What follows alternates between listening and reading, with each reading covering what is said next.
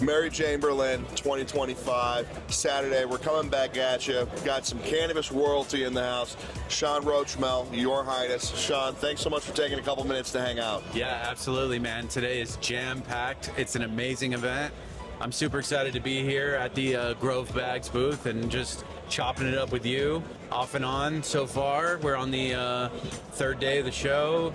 Tomorrow's the finale, and I think the energy today is about as impactful as it's going to get. It's electric out here, man. I agree. I think this is really the crescendo of the show, and this is one of the seminal events of the year. But I want to take a step back for a minute. You and I have always seen each other and hung out at a lot of shows. Congratulations on everything that you guys are doing at Your Highness. Both for myself and the people at home. Tell me a little bit about just the history of Your Highness and the journey that you guys have been on, because it's pretty inspiring, and I think it's pretty incredible to people who look at this space with the same amount of passion and love that you and Becky do. Thank you, man. Yeah, so that is true. We've crossed paths quite a few times, and then we've spent a good amount of time sort of, admiring each other's work, and I don't think we've got to connect, directly. So about this. So Your Highness started back when, I started cultivating back in 2005, and I got hurt working on a construction. Broke my back, my leg, my arm, all at the same time. And when I got, healed from that, I was 19. When I got healed from that, I entered into the medical cannabis space in California. Immediately got into cultivation through my roommate's girlfriend, who had like 100 plant outdoors up in Calistoga. And I saw the grow, saw a little indoor setup that they had. I thought I could do this easily. She kind of set us up with clones, set us up with an electrician. We had this spare bedroom thing. We lit that up. I financed the whole thing, and I immediately read the book. I just became like the head grower immediately. I funded the whole thing. Everyone owed me money. I sold all the weed. I did everything. These guys, my roommates, there was 4 of us. We had 6 lights, there was 4 of us. This doesn't sound practical now, but back in the day, this was that's like a legit business setup. So I ended up selling weed in LA pretty quickly after that. There's a lot more dispensaries down there. It was all strictly medical, by the book. That's something about us. We've always sort of tried to follow the rules and stay within the sort of gray area within the rules. We went down to LA a lot. Ended up meeting I was doing music. Ended up meeting some producers that needed a studio manager. I went down, moved to LA, continued growing weed on sort of part-time. Ran the studio for these Grammy-nominated producer guys. I was really interested in the music industry. I wanted to be in it pretty badly. I got to the point where I was signed to this guy Red One, signed to his management company for production, and then I was also taking label meetings at Atlantic and Warner and Sony, and playing records for people that I had produced, and working with songwriters. I was at one point Frank Ocean's personal engineer for some of his early shit. No shit, we're talking to a real Renaissance man right here. I had no idea about that. Yeah, that's man. Wild. Yeah. So what's more off camera? I bet you've got some stories that are unbelievable. Yeah. So during all of that, I was still growing weed on the side, and the music shit just got to a point where I just kind of burned out on it. I didn't have the right.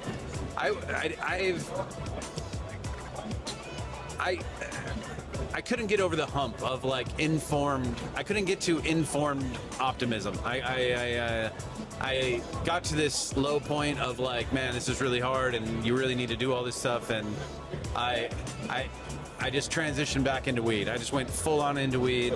When was that? Just for that was reference. In 2010. I went full on into. I had some other big shakeups in my life.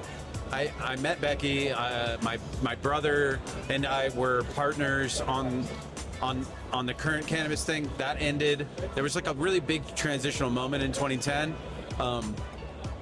And then in 2011, I went from having like 8 lights to having like 30 lights in 1 year. Got like... That's a major jump in that era. Yeah, and you know, because I just went more full-time into it. And then I just immediately, you know, just expanded. And then still manageable, like me, Becky, and like one other person. We were just running everything. And we just ran it like that. It was kind of a lifestyle business, sort of not scaling any larger than that for 5 years. And then in 2017, that's when I started pheno hunting. And I like what were some of those early pheno hunts? Yeah, so the first pheno hunts that I did were for Seed Junkie, Jay Beasy. I had reached out to him on Instagram, and literally the next day he gave me like 3 packs to hunt through. One of the packs was the Animal Mints BX1s, which was I found the lemon meringue cake, which I don't know who named it. I think he named it, and this was right after Wedding Cake, and JBZ had, you know, co-signed this lemon meringue cake, showed it to a bunch of people, and that really got. We already had Your Highness, but that strain really got us like off the ground in a major way. We did our first rec drops at Jungle Boys with the lemon meringue cake flower. We did stuff with like La Colada in Spain and an early Spanibus, like. We did stuff in Amsterdam. We did stuff, you know, obviously like in the States, New York, Atlanta, Texas, all these places. We had a lot of people reaching out, wanting to try the flowers. So small batch, high-end, expensive flower at that time. It was just supply and demand. It was just. This was before small batch was like a cool thing to do. It was just like, this was just how it was. We just didn't have enough flower, so we just kept raising the price until people never said no. We just kept raising the price until it was like until it was comfortable, where we didn't feel like we were saying no to too many people. Like it just felt like we were at a good place, and we ran that up until like. So from 2017 to 2021, it was like that was the business model, and it was steady. So coming right up to the COVID era, tell us a little bit about the explosion into becoming, you know, this high momentum national, you know, potentially international, which we'll talk about in a second, brand. Yeah, so in 2020, 2021, we did some of our first legal drops in California through a partnership that we had with Craft Farmer, and Lance grew our flower for us, some shady apples, lemon meringue cake, melon shade, some other stuff that we had bred and selected, and we did like $1 million in wholesale in like a few months, and when you're doing those kind of numbers, you realize, like, wow, we really have something here that people love. Exactly. But sadly, it was like a little too much, too fast, and we had some quality control issues, and we were just like sort of early in the process. I would pretty much blame most of it on just our sort of naivety and sort of lack of sort of skills in the partnership realm of just staying the course. And so we pivoted. There's 2 things: quality control and our cultivation license. So we had got the license. We went back, we stopped the rec market sales to focus on the license. The license didn't play out the way we wanted it to. That's a whole entire crazy story by itself. But if you've been in the LA rec market, you kind of have heard the horror stories. Seen a couple things. Yeah. And so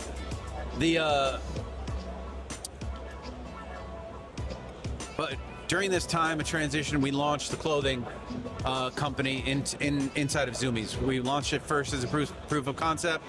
D2C, direct-to-consumer clothing brand. I'm glad you brought that up because to me, the cannabis brands that are making the jump to being lifestyle brands that people associate with their lifestyles and their personality and their identity and their self-expression is pretty incredible. And I think if I don't mind me saying, I think the whole industry, all of us, have kind of been watching that with a lot of excitement and a lot of interest. So tell us a little bit more about that and about that part of the journey as well, because I think everybody who's listening on this is very, very anxious to hear a bit more about it. Yeah. So we launched the clothing in 2019, early 2020 as a proof of concept. We ran it. Did a lot of promotion, marketing, gifting, and then in April of 2020 we launched with our retail partner Zoomies. So we launched in 750 locations. We went all doors right away, and it crushed. We sold whatever it was, 7,000 hoodies, and we did a lot on those first couple drops, which was amazing because we were launched in a mall store when the malls were closed, right, during COVID, and so we were very it was very anticlimactic at first, but then as the economy shifted into this more obvious online ordering situation. I think entering retail during that COVID era would be a death knell for a lot of brands. How have you guys survived and thrived through that? And how many of those clothing customers do you think are also your Highness flower and product customers? Right. So. Let's give it a second. We got the. Yeah. Before we cut out there, I was asking a bit about, we were talking about this incredible response even during COVID we've gotten for Zoomies and selling out of 7,000 hoodies. And I was just curious, all those Zoomies locations, obviously some of those are markets that you haven't entered quite yet. How many of those clothing and apparel customers are also your Highness customers, do you think? Do you have any insight into that or suspicion? I mean, we're getting strong conversions in the markets that we're selling cannabis in legally, right? California, Nevada, Massachusetts, Michigan, and Oklahoma. We've had been able to close the loop on a lot of that. Other places that New York and Texas and some of these other places that have had exposure to the cannabis in the past, we've had a lot of crossover there. Any place that we go and activate in person, we try to bring out the clothing, show the clothing, gift clothing. We do a lot of bud tender incentives with the clothing. We really try to close that circle and try to get people invested in aware of the clothing and the cannabis and treat them as a sort of as a lifestyle, two sides of the same coin, right? And we've been super successful at that. And there's a lot of people that people won't just always tell you that they're big fans of your brand and that they own certain pieces or whatever, but so all the time I'm finding out so and so, they're yeah, I have tons of your shit. They just don't, not everyone's shouting it out from the rooftops to me personally, but I can tell and feel that the more the cannabis grows, the more the clothing grows, the more the clothing grows, the more the cannabis grows. It's definitely a reciprocal thing that's building on itself, and that's what we want, and we want to make people feel good with what they wear and what they buy and what they smoke. So we're just trying to provide value to our, to people that are in the same lifestyle or that aspire to live the same sort of ideals that we do, and try to speak to them through, whether it's fashion or cannabis, try to speak their language. Well, they say, and so I've been told, that it's better to make something that a few people absolutely love than something that a lot of people kind of like. And you've got something that a lot of people really love. What can we be excited for next from Your Highness? What, especially here at Mary Jane Berlin, are we thinking maybe Your Highness is and the team is ready to take the step into international prominence as we enter this new era of cannabis? Really, I think that's what we're seeing here at the show, a new era of cannabis, of being an integrated global marketplace. It doesn't matter if you're here or I'm there. I mean, you can see even I'm in Cleveland, you're in California, but we saw this deep cannabis connection. Yeah. And I think it transcends boundaries, it transcends time zones. Yeah, I think that we've been building a national brand, and that was our focus for the past year and a half. And as these new markets sort of open up and become a little bit more like friendly to the end user, I think that I definitely think Germany's ready for the opportunity here for Your Highness is massive. I think the opportunity I was just in Canada. I think the opportunity there is massive for Your Highness. I think that we bring a lot of value. We bring a lot of cultural significance, relevance, and sort of we're bringing we're connecting the new consumers and the current consumers to the culture. And we're bringing, a California level of quality and passion to whatever we're doing. We've brought massive value to our partners across the United States, and I think that we can do the same for any global partners that we work with. And we're actively seeking partnerships across, all these new emerging markets. I think that we are a stepping stone into, just crossing the highly educated and the sort of new consumers, and just bridging that gap, and just bringing a fresh sort of spin on what can sometimes be repetitive. I think we're offering something that is differentiated and that people really enjoy being a part of. And I know I'm very confident in the value that we've brought to all of our relationships, and I know that we'll be, next year we'll be here in a much larger way. I have no doubt. One thing that's always stood out to me is where Your Highness is at and continues to grow and move, even in some of the most challenging markets in the United States. So if we could end with one thing, you've really been through the entire entrepreneurial journey, still here, still have a fantastic business, an important part of our industry, helping people fall in love with cannabis, helping express themselves for cannabis, being ambassadors of the plant.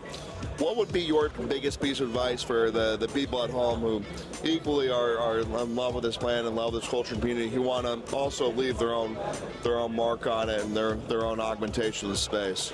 Yeah, I think the best thing you can do is just follow your passions and just bring as much value as you can. So, whether if you're into growing, just do that the best way that you can, and be passionate and be doggedly, going after what you're passionate about, and you'll turn it into a business. I think that if that's your goal, is to make money at something, becoming an expert on a narrow sort of topic, and whether it's an actual craft or it's just knowing about it, just theory, you can still spread that knowledge and make your mark on the industry that way. You see it, there's still a huge white space for people on social media, on YouTube, on and in person at events too. It's still so new, and I think that there's the proliferation of sort of newness is what everyone craves. So if you're authentic and passionate and you're willing to put in the work, there's a place for you, for sure. Well, there you have it, guys. Very lucky that we were able to sit down and hang out a little bit with Sean. A lot of pearls of wisdom in there. Hope you have a fantastic rest of the show, and look forward to continuing to work with you and be a small part of your journey in terms of global domination. Let's go. We're out. Mary Chamberlain 2025. Yee!